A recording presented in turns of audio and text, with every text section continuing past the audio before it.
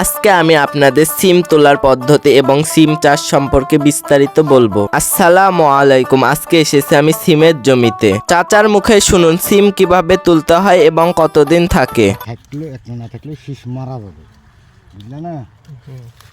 শীষ মারা যাবে, ওই জন্য একটা থুই তুলতে হয়। আর একটা শীষে একবারে এখন থেকে 4 মাস ভর্তুক সিম হবে, এগুলি হয়ে যাবে। আবার গোড়ার থেকে আবার ফুল হবে, এগুলি হবে পাতার মধ্যে সব হ্যাঁ আছে এগুলি। একবার সিম গাছ লাগালে 2 থেকে 3 মাস সিম পাওয়া যায়। চাচা এবার সিম তোলা শুরু করেছে। পুষ্ট পুষ্ট দেখে সিম তুলে এই বস্তাতে রাখছে। বস্তাতে আগে থেকে করলা তোলা ছিল। এই জমিতে চাষ খুব ভালো হয়েছে। গ্রাম বাংলার এমন ভিডিও পেতে চ্যানেলটি সাবস্ক্রাইব করুন।